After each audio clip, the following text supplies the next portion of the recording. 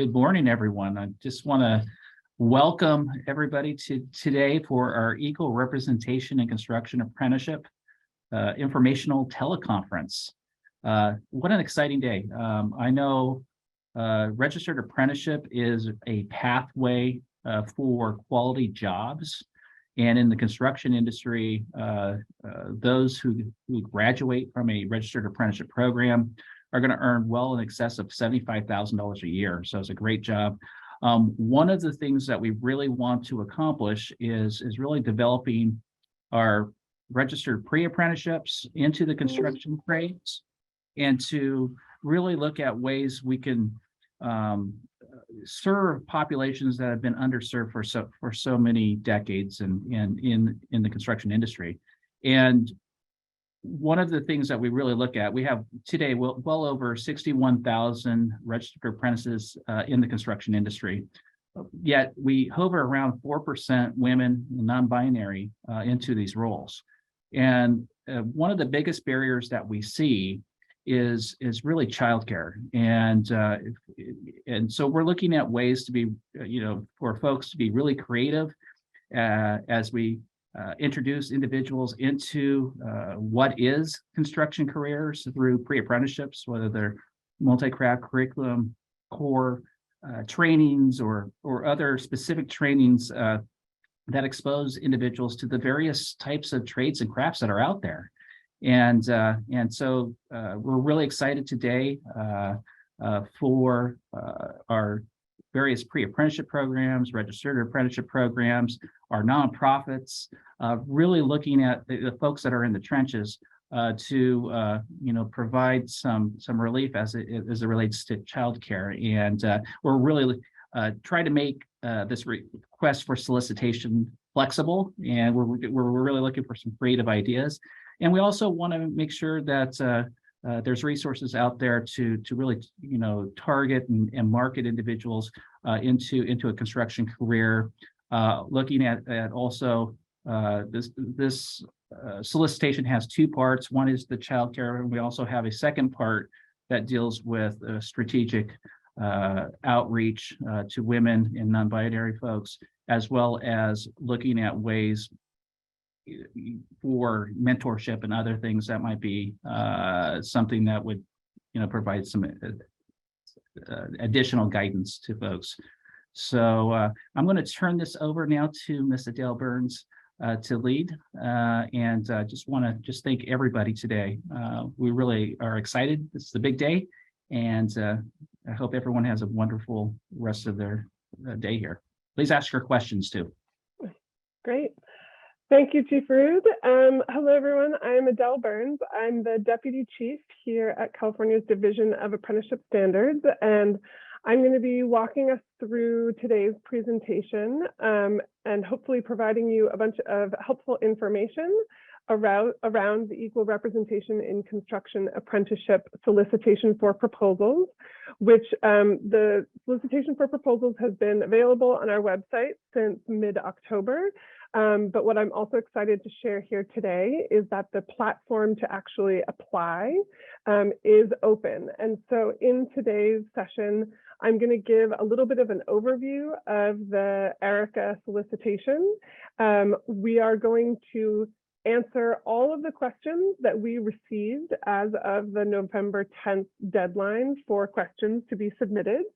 I'm also thrilled to be joined by Elena Malik today, who is from the ETP team, and we are actually collaborating with ETP on what's called the Cal eGrant platform. So the platform that you're going to use to actually apply for this funding, we're going to do a walkthrough of that so that you can see where you're going to be applying and sort of see the mechanics of it. And while the substantive questions around the solicitation have closed, we certainly are going to welcome technical questions around how to apply. So, and hopefully in this session today, you'll both get an overview of the opportunity and also hear all of the questions and answers that have hopefully come to your mind and that those folks have sent to us.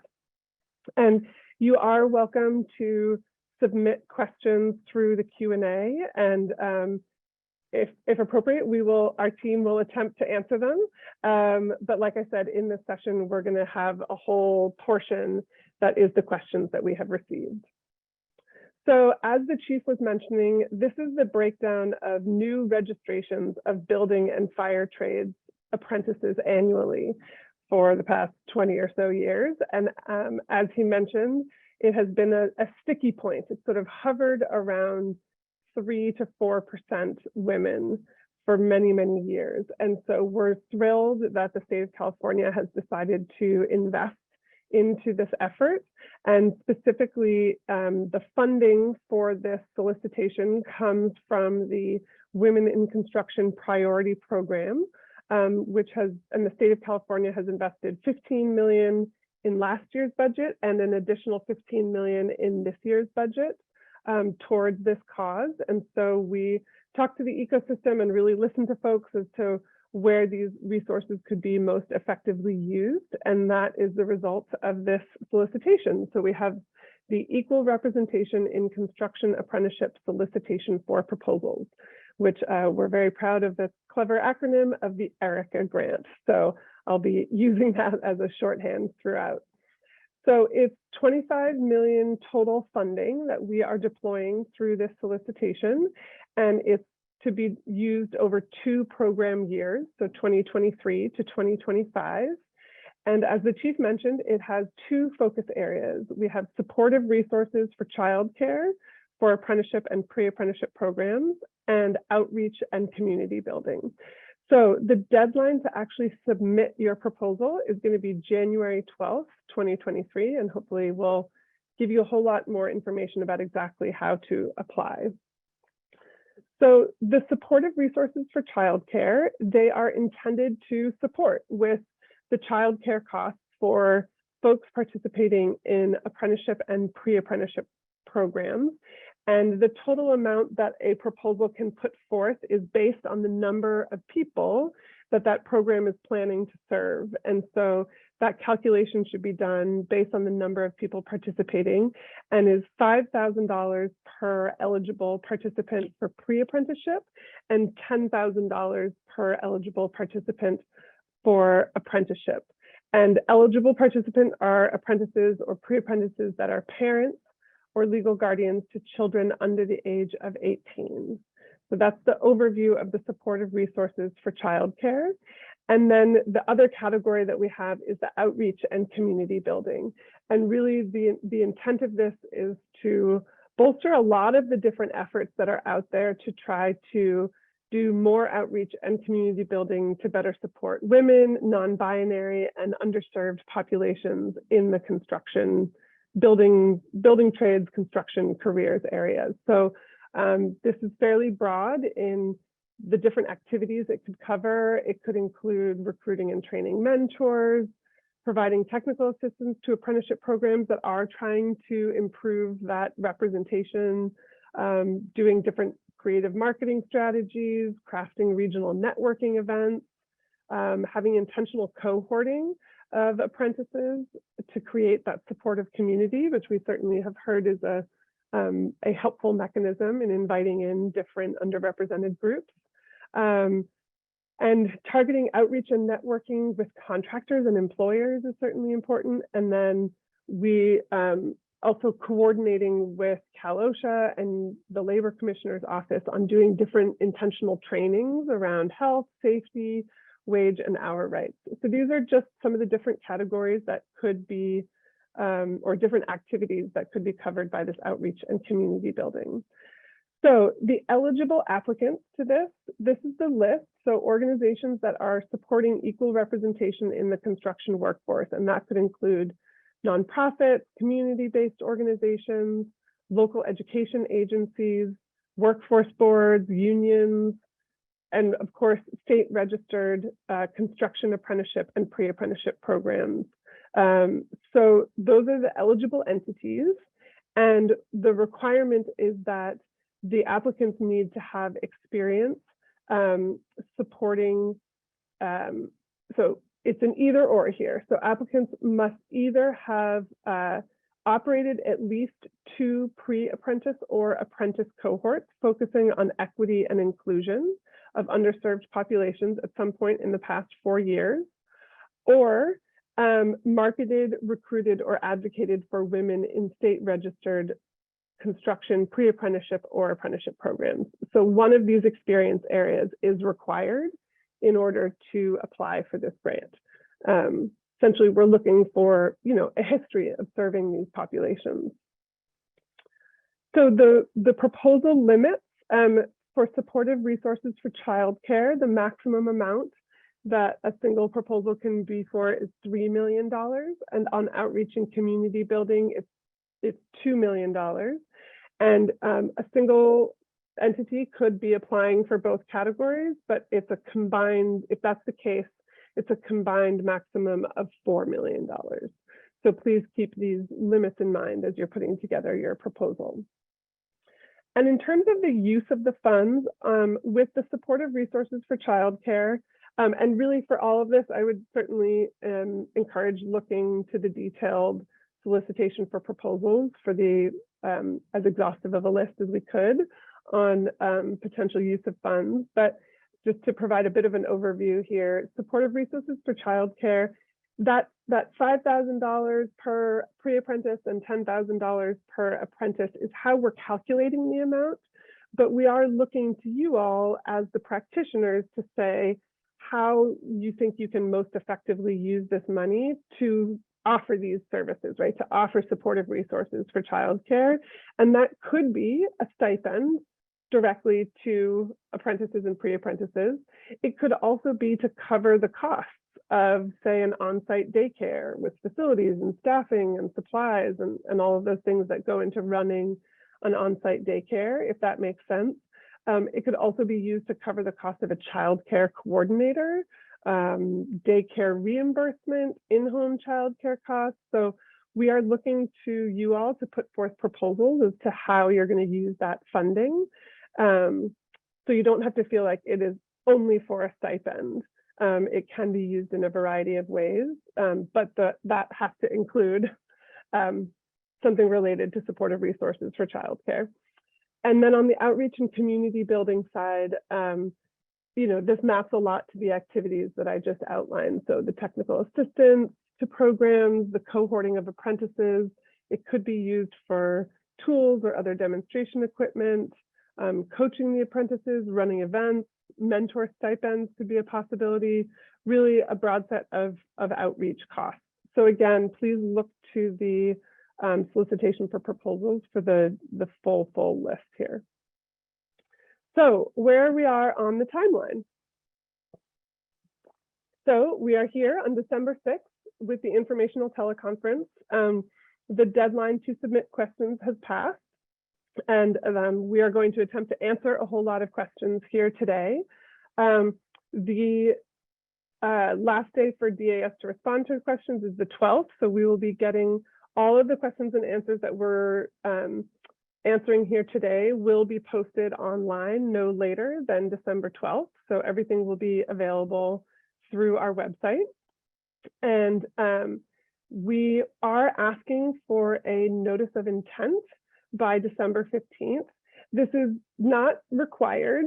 It is really helpful to us to get a sense of how many applicants we will get so that we can plan for an efficient evaluation process. So we very much appreciate if you can submit a letter of intent. Don't overthink it. This does not need to be complicated. This can be as simple as an email to our grants unit inbox, which I'll offer the email for at the end of this. And just saying, hey, this is my organization. This is the category of funding that we're planning on going for. And have it signed so that we have like what your organization is. But it doesn't have to be overly formal. We don't want it in paper. This is definitely just an email situation, but it's really, really helpful to us. And submitting a letter of intent does not mean you have to apply, does not obligate you to apply. So please submit that notice of intent if you think you may be applying. And then proposals are going to be due January 12th. At 5 p.m. So that's the exact deadline.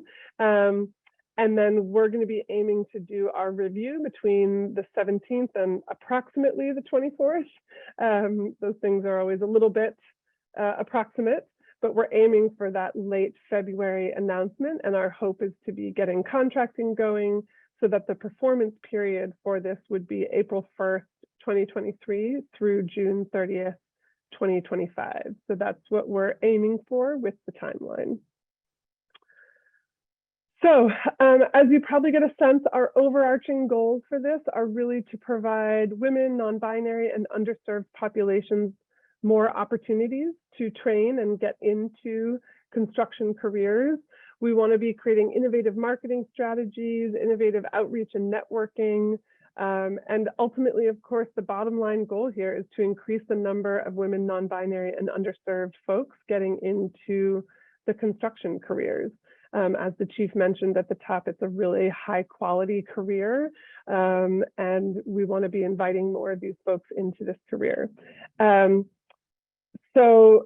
of course, we know that apprenticeship and pre-apprenticeship is a key mechanism into that career. So that's why DIR has decided to focus the bulk of these funds in this way, and why DAS is this critical partner in deploying this funding. So with that, I'm going to go into the questions, and I'm going to be doing a lot of slide reading, so I'll just apologize ahead of time for that slide reading. But when it comes to Q&A, these technical details are important. So question 1, can those who support the efforts of community building operations with established pre-apprentices and apprenticeship programs in the building and construction trades apply for the grant?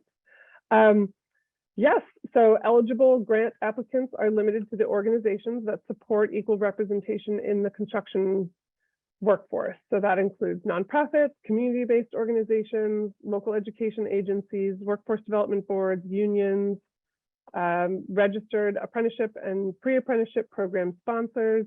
And like I said in the beginning, applicants must have the following background and experience. So operated at least 2 pre-apprentice or apprentice cohorts, focusing on equity and inclusion of underserved populations over the past 4 years, or have marketed, recruited, or advocated for women in state-registered construction pre-apprenticeship and apprenticeship programs. So that is the requirement for who can apply. Question number 2, can nonprofits apply for the grant? Yes, so I'm not going to read this whole thing again because I just read it, but as you can see, nonprofits and community-based organizations are in that list of eligible applicants for the funding. Can those outside of California apply? No, this is only for those who are established in California can apply for this funding because this is California funding. Question number 4, can LEAs and or for-profits be a lead applicant? So local education agencies are eligible, for-profit companies are not eligible. So again, listing that list of eligible applicants. So as you can see, LEAs are on the list, for-profit companies are not on the list. Question number 5, the requirement to work in collaboration with a registered apprenticeship. Can they be community-based organizations partnering with other community-based organizations? Yes, if they are registered with DAS. So grant applicants are encouraged to work with local education agencies, workforce development boards, apprenticeship intermediaries, community-based organizations, non-governmental organizations, and other workforce development stakeholders to achieve the stated outcome of increasing the employment of women, non-binary, and underserved populations in the building and construction trades. And these partnerships will provide supportive services to assist the grantee in achieving the outcomes of the grant. Question number 6, can an organization submit a proposal as a lead applicant and be included on a second application as a funded partner? So the answer to this is yes, but we will not be funding the same activities twice. In all cases, the application should articulate what activities are being funded and for each partner. So if you know that you are a lead applicant on one application and a funded partner on another, be sure to clearly articulate the separate and distinct activities that are funded in each case. Please do not apply twice to cover the cost of the same activities. Question number 7. The SFP states that names of eligible participants served will be validated, quote, as registered with DAS. How would this work for participants who have completed pre-apprenticeship training and are currently in the coaching phase? So all eligible participants must be registered as either pre-apprentices or apprentices with DAS. In the above example, they should be registered with DAS as a pre-apprentice, and it is while they are a pre-apprentice that they're eligible for the funding. So the $5,000 per eligible participant served within the grant period in a DAS registered pre-apprenticeship program. And then if they go on to become an apprentice, they're then eligible for the $10,000 per eligible participant served per year in a DAS registered construction apprenticeship program in which the apprentice was active within the grant period. Question number 8. If we were to partner with other eligible applicants in the area, would you require one entity to be a fiscal agent, or could each individual organization receive grant funding? So for each application, there should be one fiscal agent identified. Question number 9, can partners be a part of multiple proposals?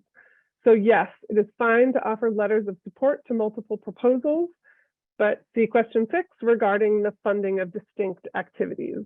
So again, we're not going to be funding the same activities twice. So be sure to articulate in each proposal what the partners will be doing and are being funded for.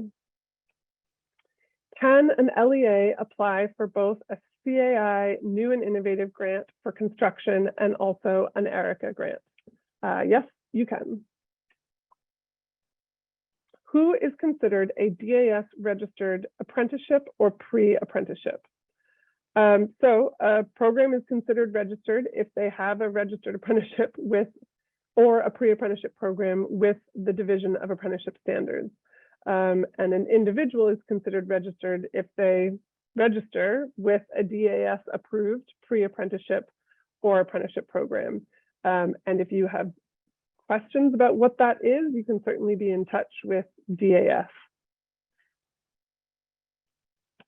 What is CAS? CAS is the California Apprenticeship System. This is the database that DAS utilizes to register all programs and participants. CAS is accessed through an online portal. Question 13, does the child care grant have an age limit? Yes, so eligible participants are those apprentices or pre-apprentices that are parents or legal guardians to children under the age of 18. You're going to see this repeated a bunch of times in the coming questions. I do just want to name that we are making a slight revision to the SFP to make this correction of parents or legal guardians. I know that right now the solicitation for proposals says just parents, and we are going to be correcting that to be parents or legal guardians to children under the age of 18. Question number 14, can eligibility for childcare be expanded to include parents of children with special needs who are more than 18 years old?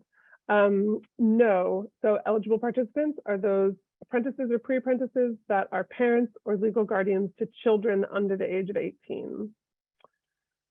Does the participant have to be the legal guardian of the child to receive the stipend? Yes, they do. And I will not read the same statement over and over again, but yes, they do. And question number 16, would participants who are full-time to part-time caregivers, but not legal guardians, be eligible? Are there requirements on custody time to receive a stipend? Example, must have full or 50% custody. So our answer on this one is that eligible participants are those apprentices or pre-apprentices that are parents or legal guardians to children under the age of 18.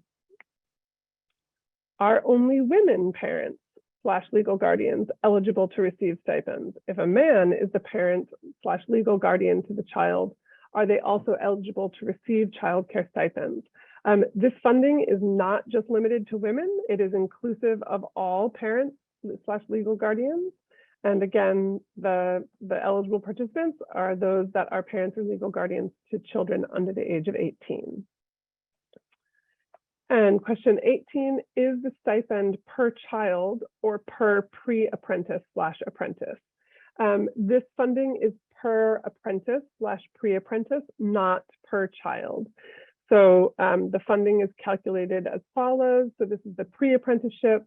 So this funding will go to DAS registered construction pre-apprenticeship programs that are providing direct support for parents or legal guardians who are pre-apprentices in construction careers. And so the amount awarded will be calculated as follows. So the $5,000 per eligible participant served within the grant period in a DAS registered pre-apprenticeship program. Or the apprenticeship side of this is the funding will go to DAS registered construction apprenticeship programs hiring apprentices that are parents or legal guardians. The amount is calculated as $10,000 per eligible participant served per year in a DAS registered construction apprenticeship program in which the apprentice was active within the grant period. Question 19, is the recipient responsible to adjust the stipend amount per participant? So DAS is looking to applicants to articulate how the funding will be utilized. Therefore, applicants should describe any stipend that they plan to provide. This is specifically from the solicitation for proposals, section J. Grantee's responsibility for work. The grantee shall be responsible for work and for persons or entities engaged in work, including but not limited to contractors, subcontractors, suppliers, and providers of services. The grantee shall be responsible for any and all disputes arising out of its contract for work on the project, including but not limited to payment disputes with contractors, subcontractors, and providers of services. The state will not mediate disputes between the grantee and any other entity concerning responsibility for the performance of work. Question 20, will preference be given to programs with women cohorts? So the grant funding seeks to improve access to training and employment opportunities for underserved populations in the construction trades across all communities throughout the state by providing supportive resources for childcare along with outreach and community building among underserved populations. However, that said, eligible grant applicants must have the following background and experience. And again, it's either or on these categories. So you either have to have operated at least 2 pre-apprentice or apprentice cohorts focusing on equity and inclusion of underserved populations in the building construction industry over the past 4 years, or you need to have experience where you marketed, recruited, or advocated for women in state registered construction pre-apprenticeship and apprenticeship programs. Question 21, for the outreach and community building funding, can the funding be used to expand a current program already in place? Yes. Can the childcare grant be used for pre-apprenticeship completers who get into a registered apprenticeship during the first 6 months of their apprenticeship? If the answer to A is yes, would the apprentice only get only $5,000 or get up to $10,000 in childcare costs? So a single person going through a pre-apprenticeship and then going on to enter an apprenticeship could be eligible for both the $5,000 pre-apprenticeship amount in addition to the $10,000 per year apprenticeship amount. And the method by which those resources are used to support childcare will be dependent on the program, and the applicant should articulate that in their proposal. I'm not going to read this whole thing again because I've already read it, but this is just a reminder of the calculation of the pre-apprenticeship and apprenticeship amount. And we fully hope and expect that somebody will go from being a pre-apprentice to an apprentice, and they would be eligible for both of those amounts if they do that. Question 23, can pre-apprentices transition to apprenticeship during the 2-year period receive the stipend? If so, can you provide additional information on the allocation of funds? Do they have access to 15K total, and determining the number of pre-apprentices versus apprentices during the grant period? So yes, this is very similar to that last question. A single person going through a pre-apprenticeship and then going on to enter an apprenticeship could be eligible for both the $5,000 pre-apprenticeship amount in addition to the $10,000 per year apprenticeship amount. And the number of pre-apprentices and apprentices to be served will be determined by the program. So the applicants should be articulating that in their proposals. Question 24, can the applicant provide, give me one moment. Sorry, there was some announcement in my building. Don't know what it was. Okay, so can the applicant provide a list of men from underserved populations for the grant, specifically the child care grant? So for the supportive resources for child care funding, eligible participants are those apprentices or pre-apprentices that are parents or legal guardians to children under the age of 18. This can include men and men from underserved populations, but they need to be parents or legal guardians to children under the age of 18. Question number 25. What kinds of documentation will be needed to document the dispersal of the child care funds to the trainees? So the recipients of supportive resources for childcare will be required at a minimum to report the number of eligible participants served with a breakdown by demographics and family status, the names of the eligible applicants served to be validated as registered with DAS through the CAS system, the DAS web registration database, along with demographic information, family status, and eligible participant progress through the program, including completion or exit and the reason. So this is all reporting that will be required. Sorry, one moment. Thank you. Okay, it was just a test of our announcement system. This is the reporting that if you become a grantee, you will be required to report on this.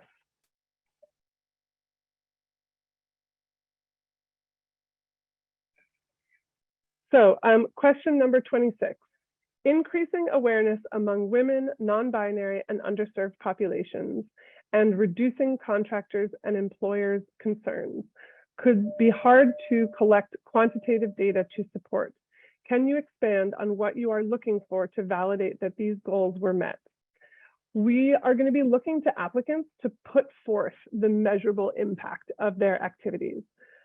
Applicants should be as concrete and quantitative as possible when putting forth the outcomes and deliverables for their grant activities.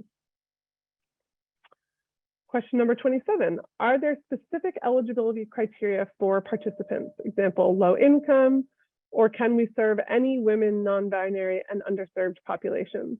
So for outreach and community building, this category of funding is designed to bolster outreach and community building to better support women, non-binary and underserved populations interested in a career in the building construction industry. Underserved populations are defined as participants who would be eligible for WIOA Title I funding, adult, dislocated worker, and out of school and in-school youth. So please see pages 2 and 3 for links to definitions of each of these populations. Question 28, is there a recommended ratio grantees should aim for among women, non-binary, and underserved populations? No, but applicants should be as concrete and quantitative as possible when putting forth the outcomes and deliverables for their grant activities. Question number 29, in addition to partnership letters submitted for each identified partner organization, may an applicant submit letters of support from other interested individuals or organizations? Yes, but in your narrative, please articulate which are implementation partners.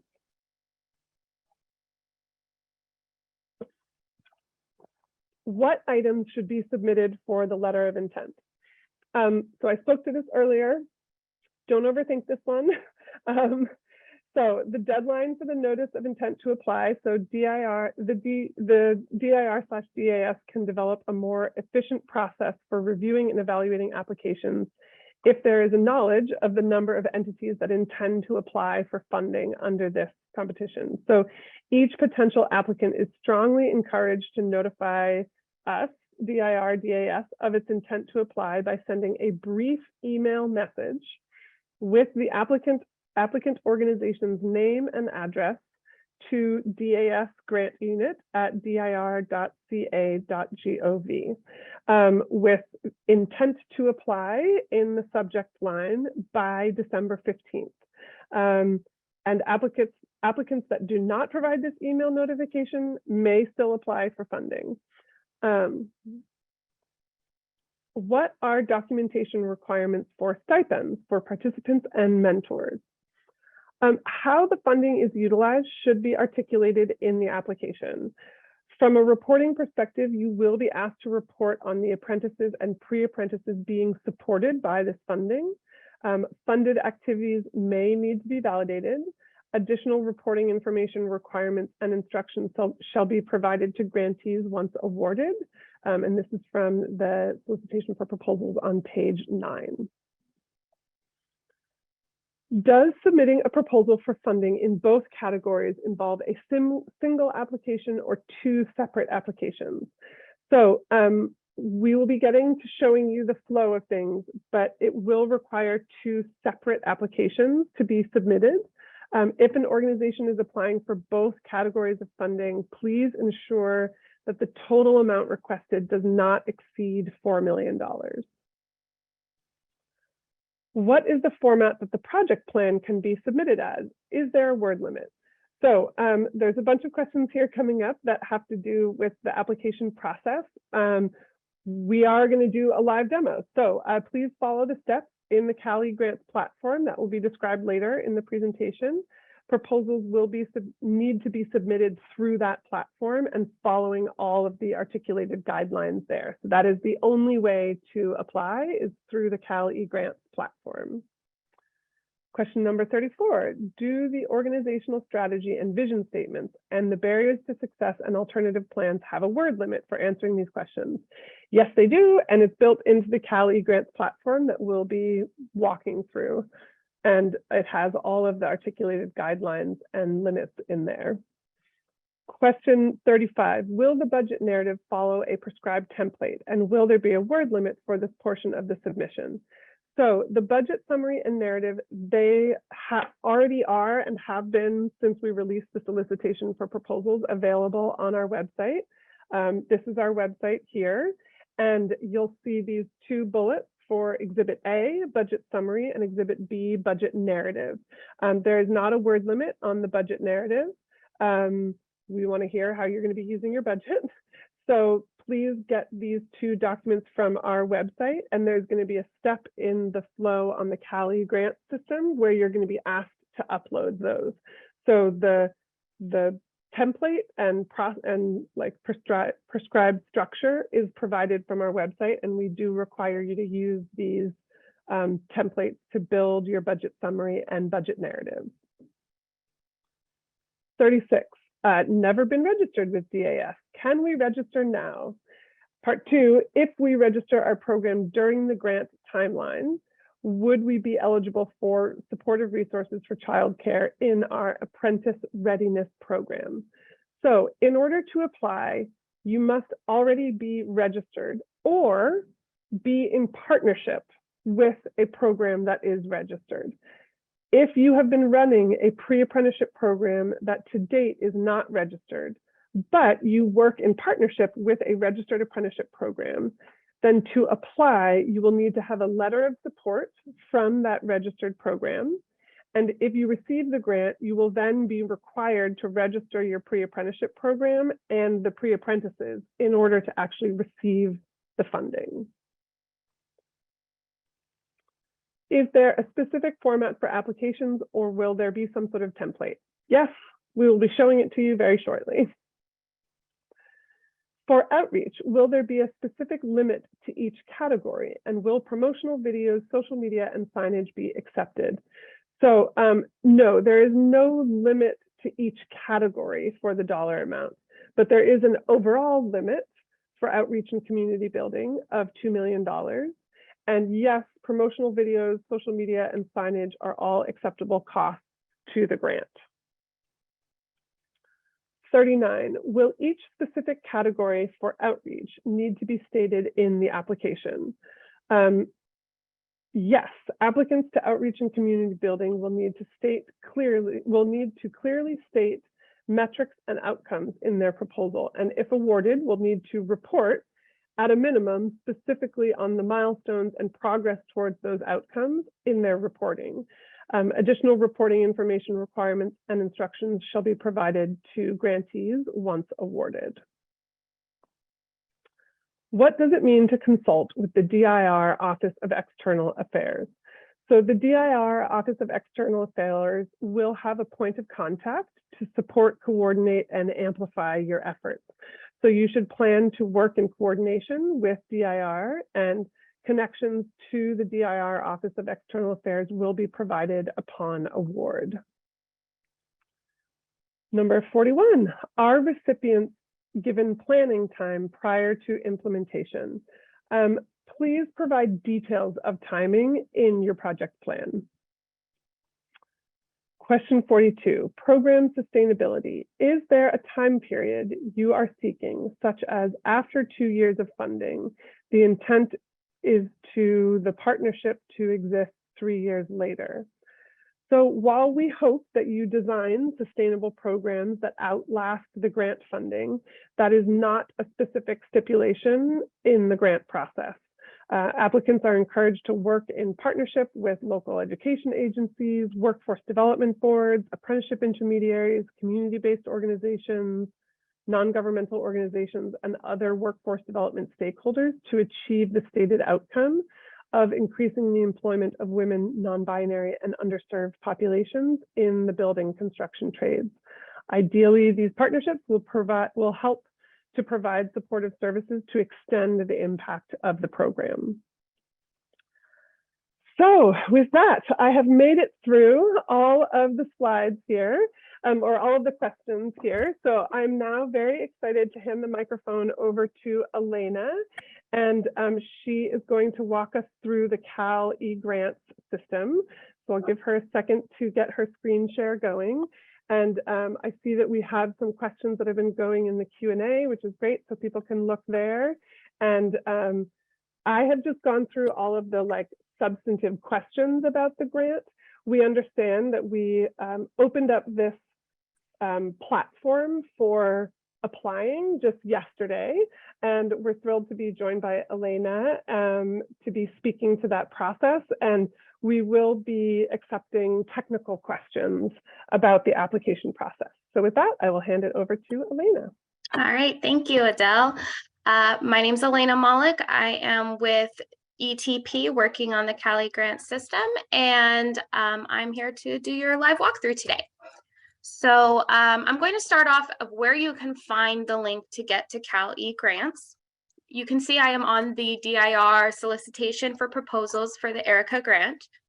And if you scroll all the way to the bottom of the page, there is a button here that says Cal eGrants. If you click on that, it will take you to our Cal eGrants homepage. So it should look like this. You'll see there are 3 big buttons here: CWDB, ETP, and DIR. To create a user account, so for, I do want to preface that if you have a user account with ETP for our core funding, or you have a user account through the grants program, through CWDB or ETP already, you do not need to create a new account. You can just log into your existing account. However, if you are a new user, you will need to create an account before processing an application. To do so, you'll go ahead and click the login button up here at the top right of the page, And I'm actually going to do this in our staging environment so I don't mess anything up in our live data. So we'll click the login button up at the top.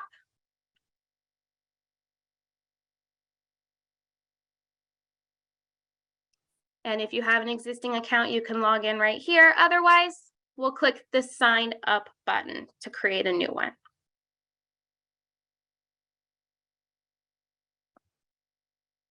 Okay. Now you'll enter in your first name and your last name. And I just want to show an example of what happens if you already have an account and maybe you just don't remember. So if I enter this in and I click sign up, I'll get an error that says user with this email already exists. So you can go ahead and sign in.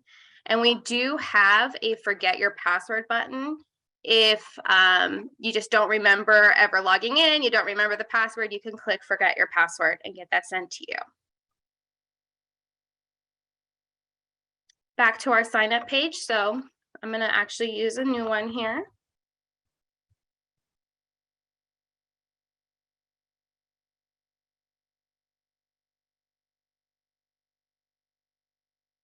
Okay. When you click sign up, it will take you to a page. It'll do a little refresh here and it will say check your email. When you check your email, I can't open up my Gmail on here due to security firewalls, but I did send the emailed it forward this morning. You'll get an email that looks like this. It'll have your username, which should be your email address, and then a link that says to get started, click this link. And ideally, when I click this link, it should take me here to set up my password. So you'll see this page, it says change your password and just enter in your password.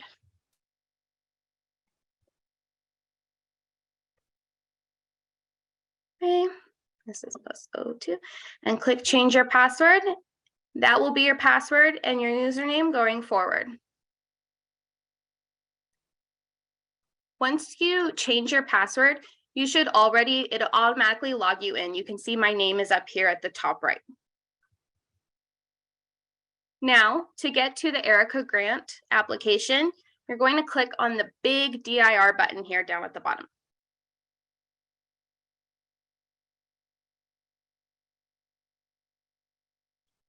This will take you to a list of funding opportunities. Currently, the only one here for DIR is the ERiCA grant.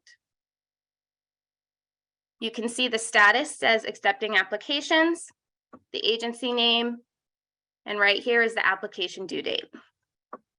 Go ahead and click on the funding opportunity title, which is a blue link. This will take you to the information page about the grant. It has a description here and just more of the repetitive information regarding the status and the date. But this is also where you're going to apply. So you can see up here at the, let me see if I can make my screen a little bigger. There's an apply button here at the top right. You'll go ahead and you will click that button to start your application.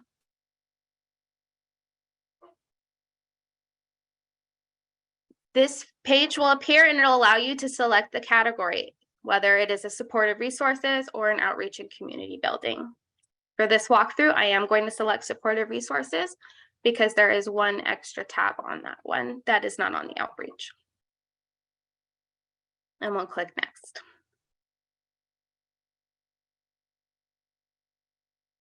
Okay, this opens up what we call the cover page. You can see the type of grant up here for the ERiCA grant and the new application.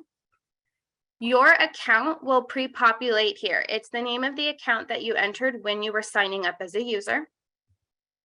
And then you'll just enter in the required information. All required information is denoted with a red asterisk. So I'll just type in my project name test, my URL. This field here, the type of organization, to select an option, you would click something and click the right arrow to move it into the chosen column. You can select more than one if applicable. Anytime you see an I in a bubble, it is help text. You can hover over it and it will provide you information regarding that field. So I'm just going to put in 1 million. Match is an optional field. You can leave it blank if you desire. And we'll just enter in this required address information. Tax ID needs to be 9 digits. It can be with the dash after the first 2 or without. I'll just show you what happens when it is not correct. Primary contact.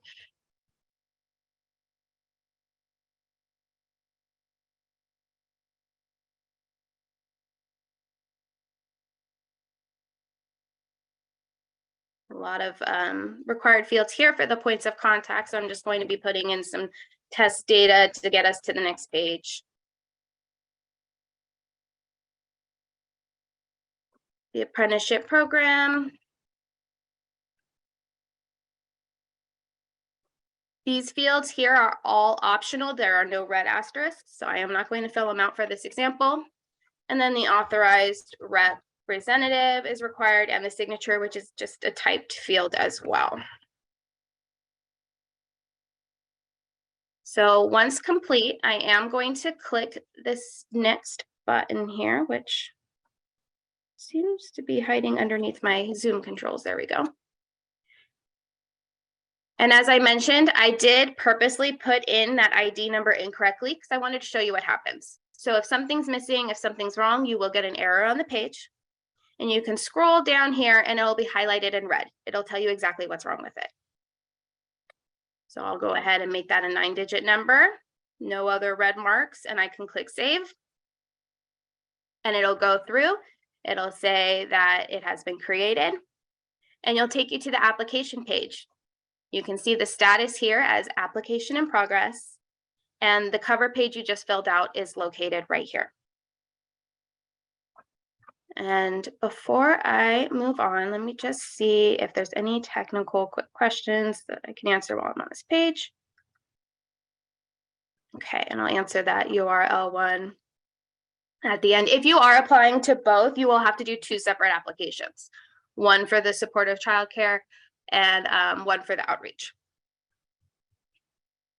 So to move on for the rest of the application, the first thing you need to do is click I agree for the acknowledgement. If you try to move on to the application, it won't show you anything until you agree to that acknowledgement. So I'll go ahead and click I agree and proceed. There we go. The page will refresh.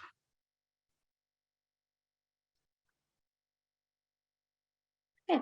And this is your application. To navigate to the different sections of the application, you can click this navigation bar tabs here. So we have one for narratives. You can see there's narrative questions below, deliverables, participant plan, which is only required for the supportive resources for childcare, and the upload documents. And then there is also a notes one. This is how you would navigate between the tabs. And I do want to stress something here. This is the most important thing you can know about this application in Cal eGrants, is that these safe buttons at the top of the page, it is necessary to click those buttons when you are finished answering, before moving on to another tab or before closing out. It will not save until you click that save button. So I usually tell our customers the best thing you can do is put in your text for a question and just click save, just to be sure that you don't accidentally lose anything, you don't accidentally close the page. Just get in the habit of clicking save after you finish an answer, before you move tabs, etc.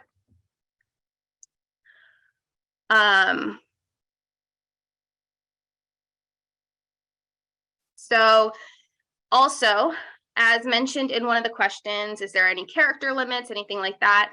There is a 3,000 character limit per narrative question. And I did actually prepare, you can see I've got a very long Word document here. If I look at the Word document and I highlight my text, you can see I have 3,014 characters with spaces. So I am just going to go ahead, copy that and paste it into my question. It does paste everything in there, but when I try to click the save button, an error will pop up and it will say, hey, it needs to be less or equal to 3,000. So just remove the extra text. The red will disappear when you've hit that 3,000 mark. Okay, and you do need to fill out answers for all questions in the narrative section, except I believe for question number 9, depending on your question, your answer for question number 8. So you can see here, if it's the same team, you don't need to repeat names. I am not going to go over each individual question during this walkthrough. I'm just showing you how the system works today. So I'm going to skip number 9, and I will skip number 12 just to show you what happens when we submit without a required field answered. Okay, and looks like I forgot to clear out my extra text in all of these ones. Sorry about that, everyone. Let me just fix it.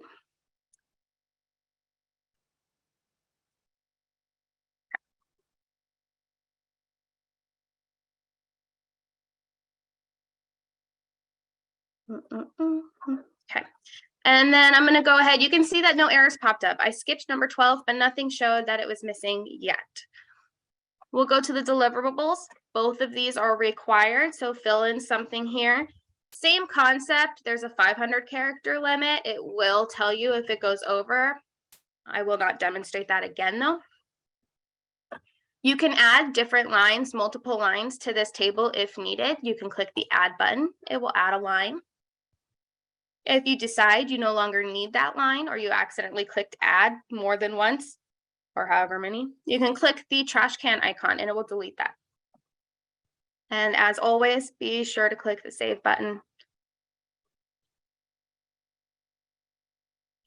Now we're moving over to the participant plan where all of this is also required. So you're going to go ahead and follow the prompts here to fill it out. I'm just going to throw in some random numbers in here to make sure that we can go ahead and submit the application.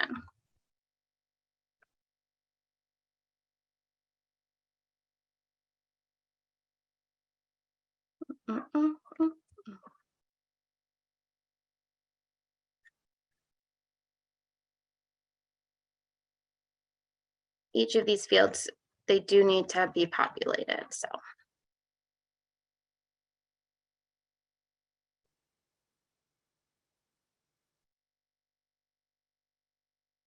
These rows here that are gray, they are auto-calculated, as well as the last row. So anything that says the start of the quarter, the end of the quarter, you can see I'm not entering in information. They're automatically calculating themselves.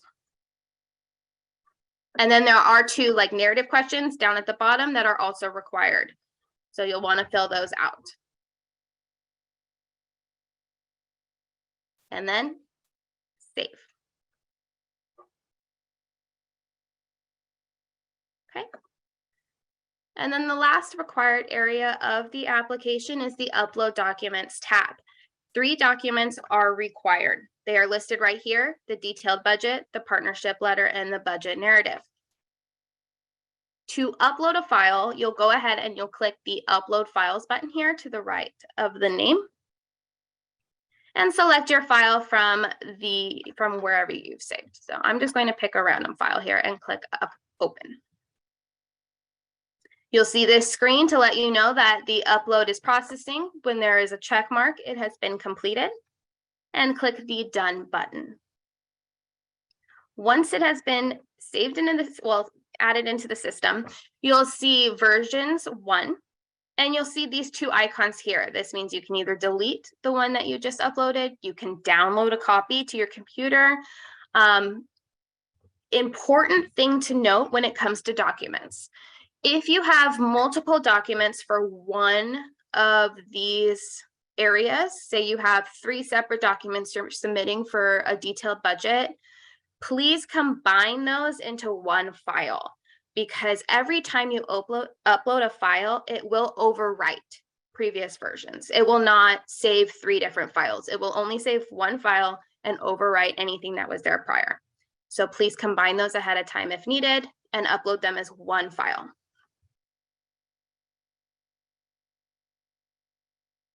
And technically, I do have a question here for the question and answers about the character limits versus the words limit. The system itself only works off of a character limit. So we limited it to 3,000 characters, which we estimated is about 200 words. I believe the requirements though are 200 words. So I would try to keep in both, but it has to be under or equal to 3,000. It cannot be more. Okay. And yes, so you'll do that for each of the documents, and I will skip one just so you can see what happens when you forget one. I'm going to upload another random document here just to save it. Okay. Now, before I submit, there are a few other things about the application I'd like to show you. One of which being is a note. If you need to submit a note to the analysts or the DIR analyst looking at it, or they submit a note to you, you'll get a notification. This may be later on in the process, but to do so, you can add new note. You'll click that button and you can add in a note here that the staff looking at can see. So here's a note, test. And you can click, I believe there's a done button that's being hidden by all of my Zoom stuff right now. And anytime there's a note on the application, you'll see those under the notes tab. So they'll be listed here and you can just click on them to see. You can also delete a note if you accidentally submitted one. Okay. And then I'll go over the print view after we submit. So let's go ahead and test the submit. So I'm going to click submit. Remember, I left at least 2 fields blank. It'll say, are you sure you want to submit the application? Yes, I do. And here is an example of what happens when you miss something. It'll tell you the exact field you're missing. Please enter the answer of this narrative, and then please upload this document. So I'm going to go ahead and do that real quick. Go back to the end of the page, enter in something into that missing one, click save, and then I gotta upload that document that I'm missing. So we'll do that as well. Let's do this one again.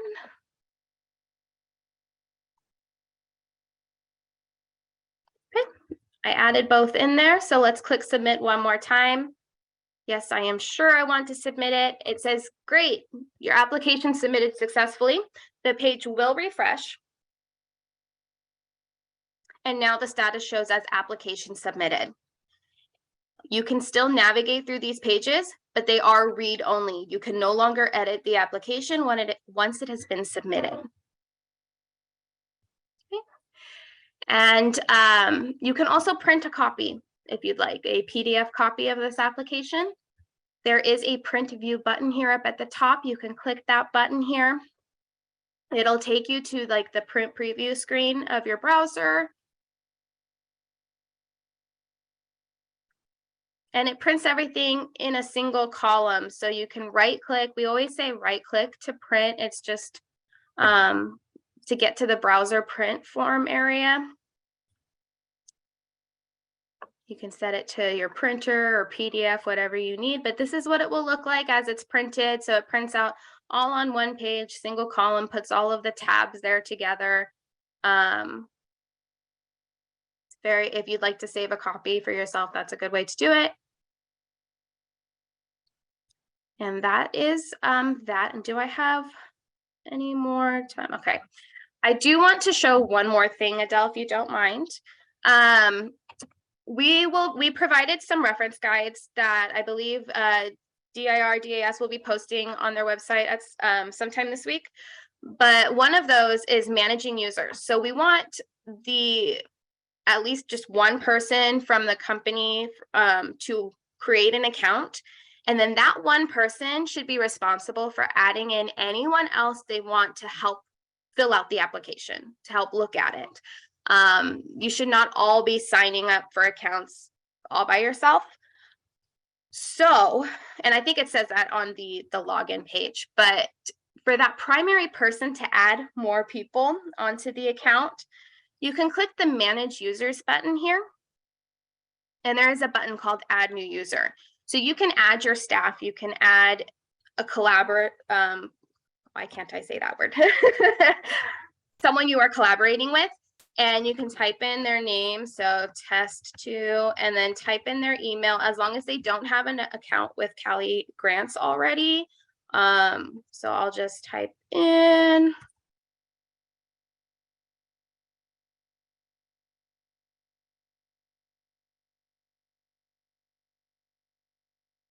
and this permission level, you have an option between administrator and user. And the only difference, I believe, is that administrators can manage users.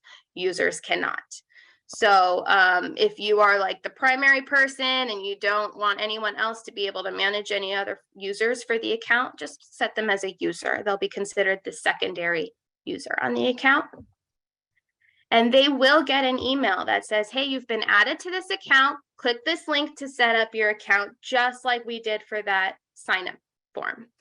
This way you are managing your own users and who has access to it, instead of trying to get multiple people typing in the account name just slightly different. And then now you have 3 different accounts. So it's the best way to link to the account, and those reference guides will be available through the website. And do I have any tech questions? There is one here that says, how do you add a collaborator who has a Cali Grants account already? So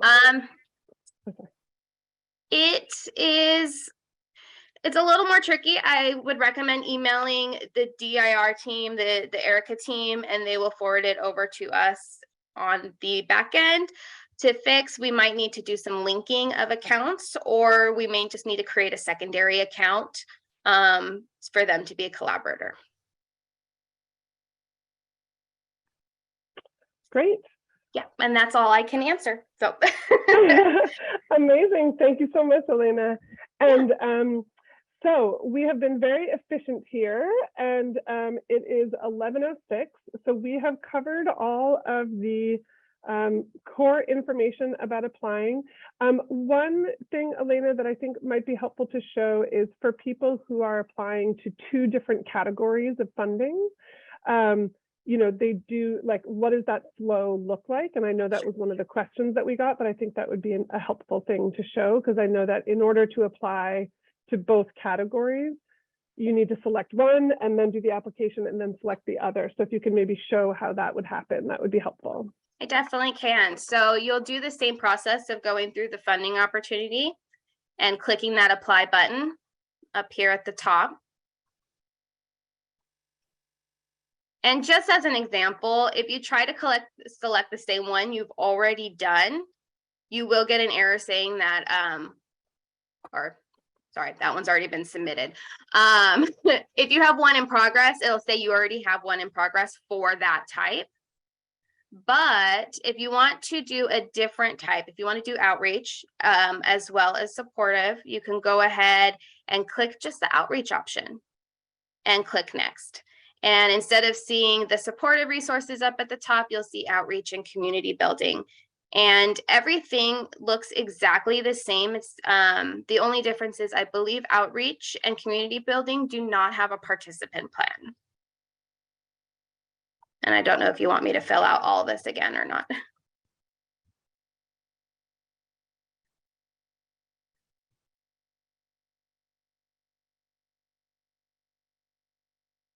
No, you don't have to go through the whole thing.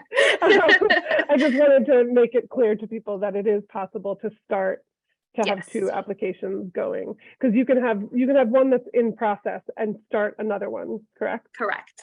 Okay, great.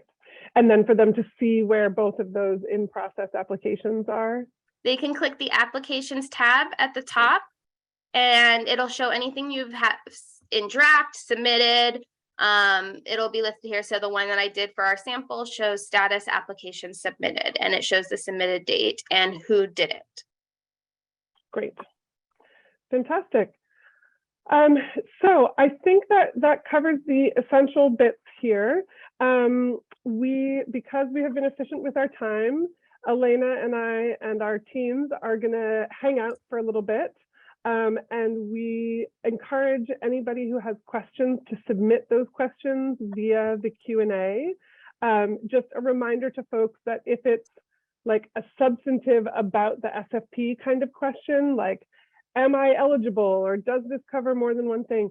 You needed to submit those questions by November 10th, and we can't answer questions here that haven't already been submitted. However, if we already got that question and we have answered it in this webinar today, we will copy and paste the answer to you.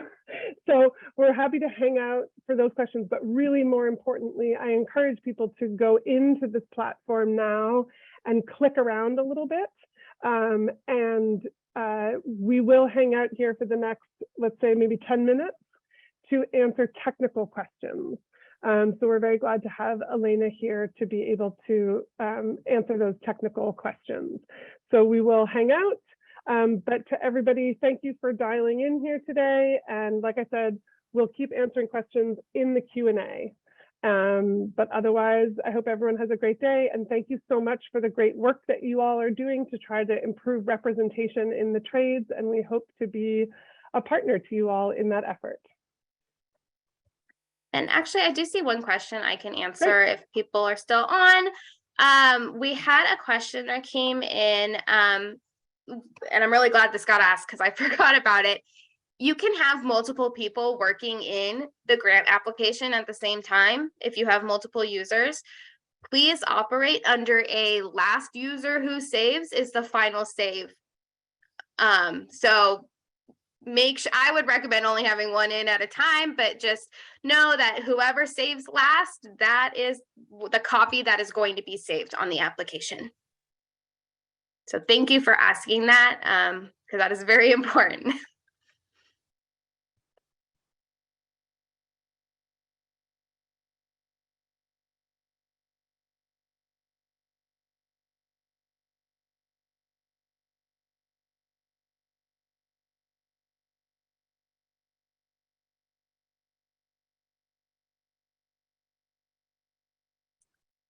Another one that came in, can you complete an application and save it before you submit it and submit it later? Yeah, you can. It'll be in draft until you submit it.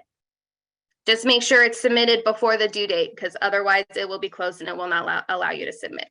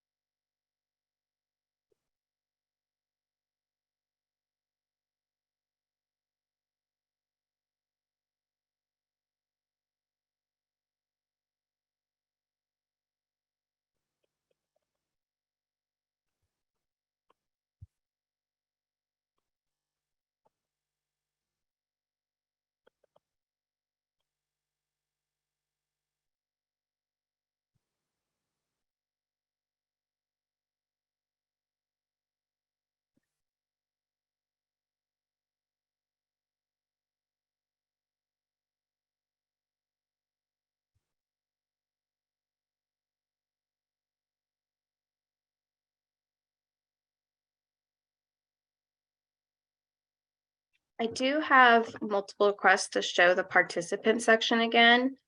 I can't enter in the numbers again right now as this is read only, but I can just briefly explain that there are directions, guidelines at the top that show to identify the number of pre-apprentices and apprentices that you plan to serve. So I believe these are would be considered projections.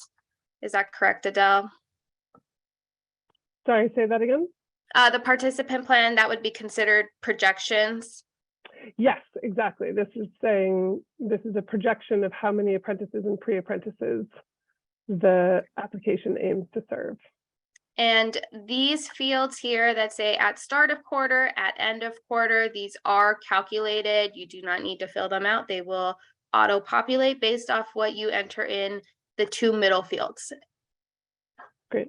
And just an emphasis on this one is that this is not asking you as a program, how many apprentices or pre-apprentices do you serve in general? It's talking specifically about this funding and how many participants this funding will be covering, both in the pre-apprenticeship side and the apprenticeship side.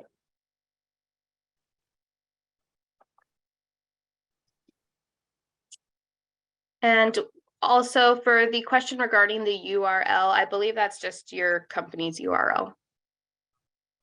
Yes, it's the I think I just answered that one in the Q&A. It is the organization's URL that is applying.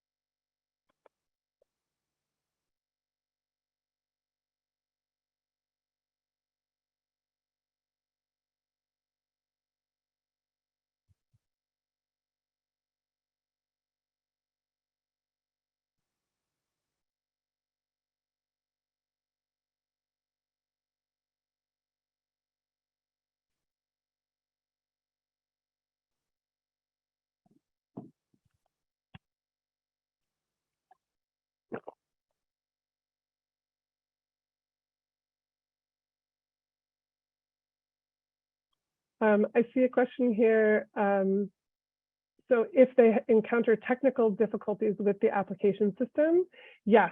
If you encounter those issues, please email us at the DAS grant unit inbox, and we will work to help you. So I'll put that in the Q&A here, but certainly that's a important one. So if you have any technical issues, please send questions to us at DAS grants unit. But as I've said before, the detailed questions about the SFT, the deadline for those was November 10th.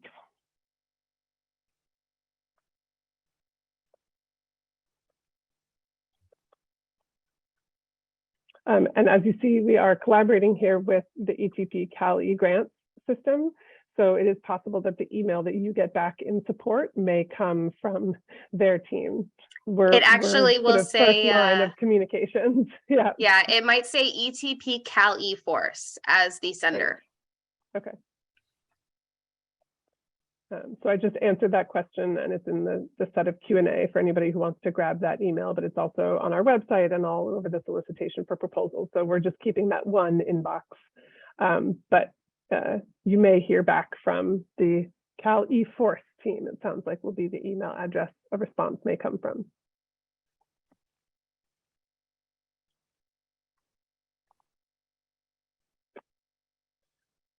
Great. So I think we have answered all of the technical questions. Thank you, Elena, for joining us and for helping us have this great platform for applications. I think it's going to make our applicants' life easier and also our life easier as we go on to manage this grant. So we're really grateful for the partnership. And thank you, everybody who stayed on the line here and is working on your proposals. We're really, really excited to see them. And just as a final reminder on next steps, so we've provided a lot of links in the chat, but just to share some final links here. This is the, hopefully in the Q&A, you've gotten this link a bunch of times, but the, okay, well, the wrong screen is showing, but we'll just do this. So technical questions can be sent to this grants unit inbox. Please send a letter of intent by December 15th to help us plan for the evaluation process. And please apply online by January 12th at 5 p.m. PST. That is the application deadline. And thank you everybody so much for being here, and we hope you have a great day.